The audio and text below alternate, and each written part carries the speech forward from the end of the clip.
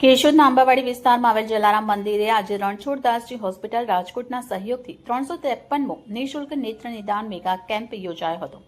આ કેમ્પમાં મોતિયાના ઓપરેશન માટેનું નેત્ર નિદાન, ડાયાબિટીસ તપાસ તેમજ હોમિયોપેથિક કેમ્પનું આયોજન કરવામાં આવ્યું હતું, જેમાં આસપાસના ગ્રામ્ય વિસ્તારોમાંથી મોટી સંખ્યામાં દર્દીઓએ લાભ લીધો હતો। કેમ્પ દરમિયાન કુલ 255 દર્દીઓની આંખોની તપાસ કરવામાં આવી, જેમાંથી 103 જરૂરિયાતમંદ દર્દીઓને મોતિયાના ઓપરેશન માટે બસ મારફતે રણછોડદાસજી હોસ્પિટલ રાજકોટ મોકલવામાં આવ્યા હતા। જલારામ મંદિરના ટ્રસ્ટી દિનેશભાઈ કાનાબારે જણાવ્યું હતું કે કેશોદ જલારામ મંદિરે છેલ્લા અનેક વર્ષોથી નિયમિત રીતે યોજાતા નિઃશુલ્ક નેત્ર નિદાન કેમ્પમાં અત્યાર સુધીમાં કુલ 353 કેમ્પ યોજાયા, જેમાંથી 25,259થી વધુ દર્દીઓના મોતિયાના free operation Ranchhoddasji hospital Rajkot દ્વારા સફળતાપૂર્વક કરવામાં આવ્યા છે। જલારામ મંદિરે દર પ્રથમ અને ત્રીજા રવિવારે યોજાતા નેત્ર નિદાન કેમ્પ સાથે હોમિયોપેથિક કેમ્પનું પણ આયોજન કરવામાં આવે છે।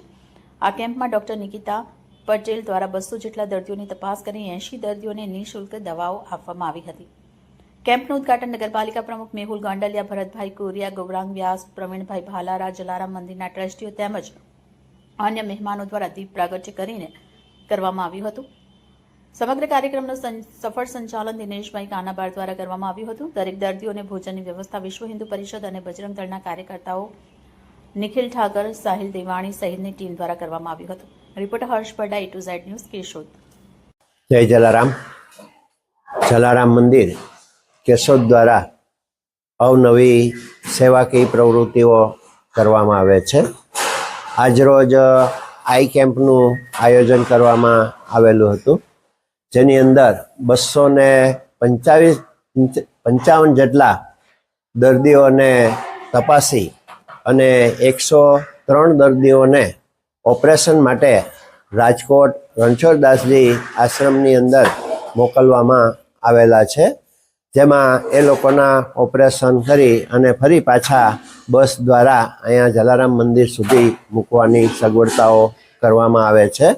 આજ સુધીમાં ઘણા બધા કેમ્પો 353 જેટલા કેમ્પ જલારામ મંદિર દ્વારા યોજવામાં આવેલા છે અને જેની અંદર 25,000 ઉપરાંત દર્દીઓને એક સફળ આંખના ઓપરેશન કરવામાં આવેલા છે અને આ રીતે પહેલા અને ત્રીજા રવિવારે કેમ્પનું આયોજન કરવામાં આવે છે।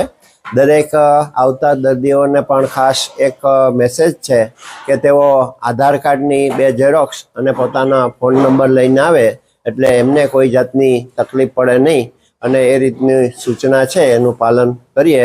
જય જલારામ।